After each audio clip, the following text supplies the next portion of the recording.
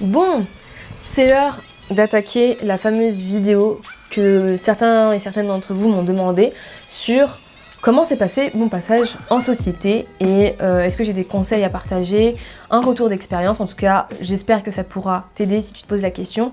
Qu'est-ce que j'aurais fait différemment? Qu'est-ce qui s'est bien passé ou pas? Qu'est-ce qu'il faut prendre en compte dans son choix? Donc, c'est parti. Du coup, pour te faire un petit historique dans les grandes lignes de ce qui s'est passé, moi j'ai créé une micro-entreprise en 2019, en janvier 2019. Première année catastrophique, enfin il ne s'est pas passé grand chose.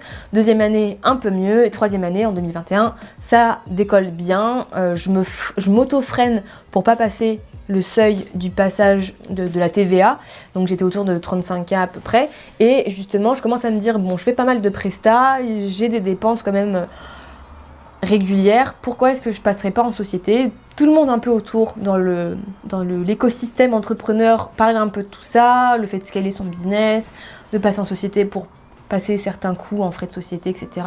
Et je me disais, ben pourquoi pas, laissons-nous tenter, intéressons-nous à ça. Et donc j'ai fait un appel conseil gratuit d'1 heure avec l'entreprise à qui je vais ensuite faire confiance en tant que cabinet d'experts comptables pour voir les coûts, les machins, qu'est-ce qui serait stratégique ou pas. Donc on a fait un point, on a vu que je dépensais un tiers de ce que je gagnais en termes de chiffre d'affaires dans des outils, des plateformes, des choses que j'aurais pu faire passer en frais de société si c'était le cas. Et donc c'était plutôt intéressant par rapport au business model que j'avais en 2021. On m'a quand même posé aussi des questions sur mes objectifs personnels. Un projet d'enfant, d'achat, de machin, de bidule. Et ça rentrait plutôt bien dans mes projets puisque moi l'intérêt aussi de passer en société c'était de pouvoir faire de l'impôt réduire mes impôts personnels en diminuant ma rémunération et aussi en ajustant mon impôt sur la société. Bon bref, c'est un peu complexe mais dans les grandes lignes, l'objectif c'était de louer cet appartement, ce que j'ai fait pendant les premiers mois de 2022. Et donc l'objectif c'était de réduire du coup ma rémunération parce que je louais cet appartement et que j'allais ailleurs et bref. Ça se goupillait plutôt bien, donc je décide enfin, allez je saute le pas. En janvier 2022, ma société est créée, ma micro-entreprise est fermée et je me lance là-dedans. Évidemment, je me suis renseignée vraiment au maximum. J'avais fait un vlog sur le sujet, je te le glisserai là. Vraiment, j'essayais de comprendre la TVA, comment ça fonctionnait, le fait d'être en société, comment ça marche, les impôts, les machins, les bidules. Je suis en EURL actuellement, donc c'est une entreprise, une société individuelle. Il y a SARL, SASU, plein d'autres formats. Donc moi je ne suis pas salariée, je suis gérante de mon entreprise et je me verse des rémunérations qui sont taxées, évidemment. Et donc j'ai pas de fiche de paye, de salaire, etc. Mais j'ai un entre-deux qui est plutôt cool. Donc ça c'était top. Donc je me suis bien renseignée sur le statut, les machins, les bidules. Mais évidemment rien ne se passe jamais comme prévu, ça serait trop facile. Puisque j'ai mis beaucoup de temps à comprendre comment fonctionnait, pas comprendre comment fonctionnait la TVA, mais disons à intégrer que ce que je gagnais, c'était plus du TTC, c'était du hors-taxe, plus une partie que j'allais reverser aux impôts, à l'URSSAF, etc. Donc il fallait prendre ça en compte. Aussi les cotisations, avant c'était 25% micro-entreprise, c'était plutôt confortable, et maintenant les cotisations sociales c'est 45% de ce que je me reverse. Donc plus je me reverse d'argent, plus il faudra que je prévoie aussi un budget, 45% de ce que je me reverse, qui va partir aux cotisations sociales. Sachant que la première année, on ne sait pas combien tu fais, donc on t'impose, on estime que tu vas te verser ça, donc tu dois payer tant de cotisations sociales. Et la deuxième année aussi, jusqu'à ce qu'ils se rendent compte de la déclaration de combien tu as gagné justement l'année précédente pour réajuster. Donc ça déjà, c'est un peu chiant, honnêtement.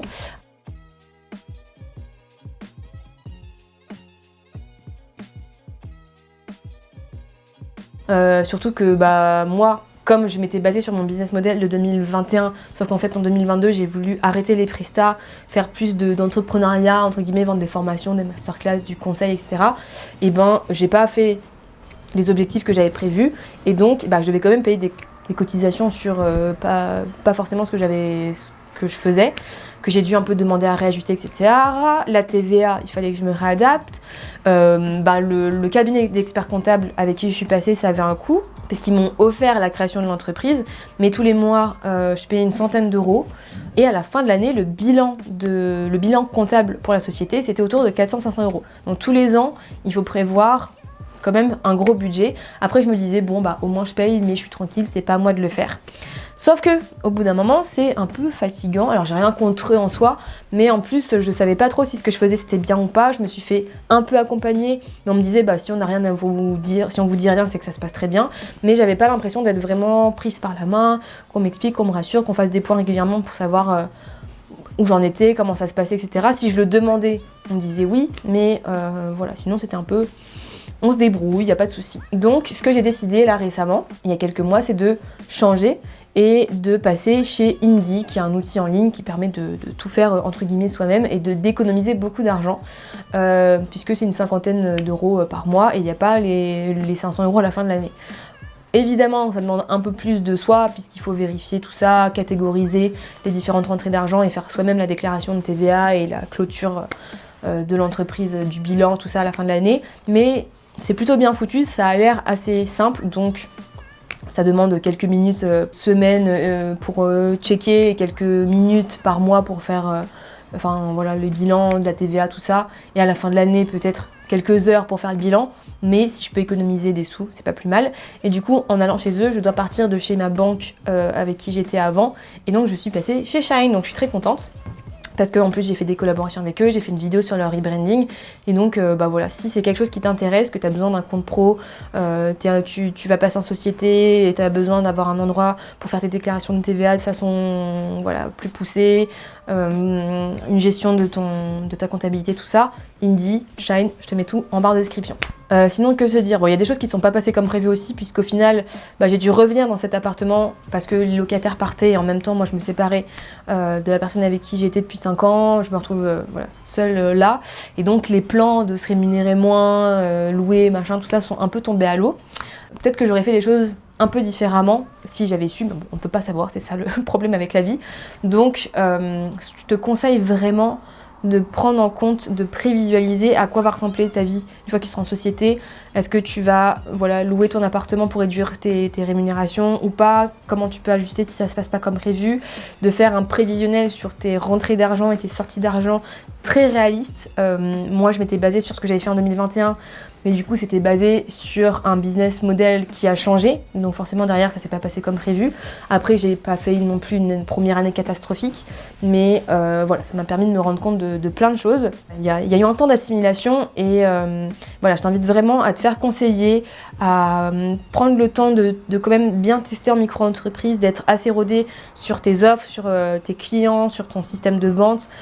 Faire en sorte que ça roule, que ça tourne bien, pour voir aussi derrière les avantages de passer en société, être sûr que ça fonctionne bien et que c'est pas juste pour faire passer des choses en frais de société. C'est très cool en soi. Moi j'adore quand j'utilise des outils, c'est la société qui paye. Si je fais des restos avec des clients ou des trucs, travailler dans un coworking, c'est la société qui paye. Donc ça fait un peu moins mal que quand on est en micro-entreprise, on se dit c'est l'argent qui pourrait rentrer dans ma poche.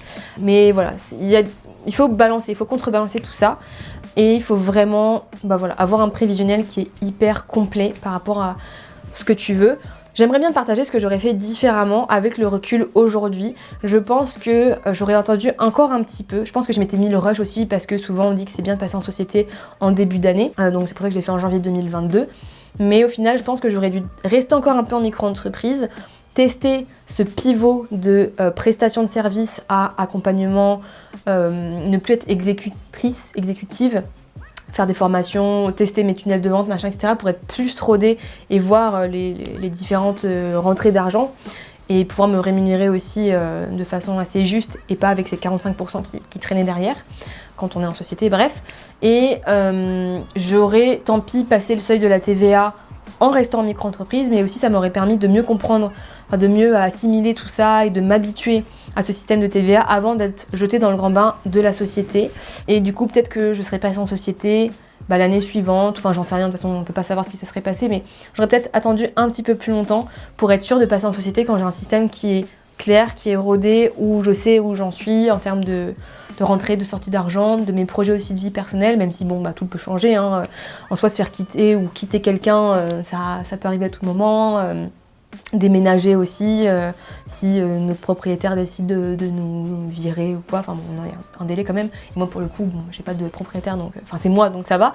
Mais c'est quand même important de prendre tout ça en compte. Donc je t'invite vraiment à te renseigner, à faire plusieurs appels avec des personnes pour t'aiguiller, pour vraiment faire des calculs, voir si c'est intéressant ou pas, et te renseigner à fond sur comment ça va fonctionner derrière, les impôts, les outils que tu vas devoir utiliser, les comptables, voilà. Cette partie-là, même si évidemment, si ça fait un petit bout de temps que tu es en micro-entreprise, tu as déjà des idées du système, comment ça fonctionne et tout. Mais voilà, ça serait ça mes conseils pour ne pas se précipiter trop rapidement dans cette aventure à un autre niveau. Et puis voilà, si tu as des questions plus précises, évidemment, tu peux les poser en commentaire. Je serais ravie d'y répondre. Et si tu as envie aussi de suivre les aventures, d'échanger avec moi plus en direct, il y a la newsletter ou le compte Instagram où là, je suis plus active, surtout le compte Instagram. Et puis voilà. Je pense que j'ai fait un peu le tour de la question. C'est vraiment, ça a été un gros changement. Je m'attendais pas à ce qu'il y ait tout ça. Et j'ai quand même un peu, faut le dire, galéré. Mais je pense que c'est une expérience qui m'a beaucoup appris. Et ça me motive aujourd'hui parce qu'en soi, j'aurais très bien pu fermer la société dès que je me rends compte que ça va plus trop. Et ensuite, reprendre une micro-entreprise. Mais je me sentais quand même plus confort à me dire c'est pas grave, je me donne les moyens pour que ça fonctionne en société, même si ça va être un peu galère, même si la rémunération c'est pas le top du top, même s'il y a plein de choses que je dois ajuster, mais au moins voilà, le fait d'être en société ça me motive à me dire non, on avance, on continue et on fait en sorte que ça fonctionne. On se donne les moyens, on se bouge le cul tout simplement, donc voilà. Si tu veux te bouger le cul avec moi d'ailleurs, je vais lancer un membership à la rentrée, donc je te mettrai aussi plein d'infos en barre de description. Si tu rejoins la liste d'attente, tu auras des avantages, je vais te raconter un petit peu plus comment ça va se passer et tout. Et voilà, le but c'est vraiment créer un espace dont moi j'aurais rêvé à mes débuts, où on peut échanger avec des personnes, avoir moi, Swan, du coup, personne plus expérimentée, qui peut donner des conseils, un regard extérieur, etc. Et de vraiment se dire, souvent, les projets, on les lance, on est trop excité, et puis après on a un peu la flemme, ça se passe pas comme prévu, c'est compliqué, trouver des clients, automatiser, faire plein de trucs. C'est un espace où justement on se motive ensemble, on se soutient, on passe à l'action et on réalise enfin ses objectifs, ses rêves, ses ambitions pour contribuer à l'impact positif de ce monde en inspirant les autres, en mettant en place des actions concrètes et en aidant les gens aussi, tout simplement nos clients et nos clientes, avec une communauté qui est là derrière nous pour nous booster, nous soutenir. Donc voilà, c'est quelque chose qui peut t'intéresser, où tu sens que tu as un besoin, là à la rentrée, de te bouger les fesses, d'arrêter de procrastiner, de t'éparpiller, de faire 50 000 projets, ou de n'en faire aucun du coup parce que tu es paralysé, et d'avoir vraiment une communauté avec qui tu peux échanger, de solopreneurs et de solopreneuses qui ont les mêmes valeurs que toi, qui ont envie d'avoir un impact positif, qui sont ouverts d'esprit, qui sont bienveillants. Voilà, un espace tout simplement d'ouverture, d'empathie et de compréhension mutuelle. Ça fait très bisounours, mais c'est comme ça que je le pense. Et bien, voilà, rejoins-nous. N'hésite pas à t'inscrire à la liste d'attente pour bénéficier de plein d'avantages. Et sur ce, je te dis à très vite. Merci d'avoir regardé cette vidéo jusqu'au bout. N'oublie pas que chaque individu peut avoir un énorme impact sur le monde. Donc fais de ton entreprise un succès, fais de ton entreprise un impact. C'est pas très français, mais voilà. Et évidemment, si tu as envie de regarder d'autres vidéos, il y en a d'autres qui s'affichent sous ma tête. Et sur ce, je te dis à très vite. Salut!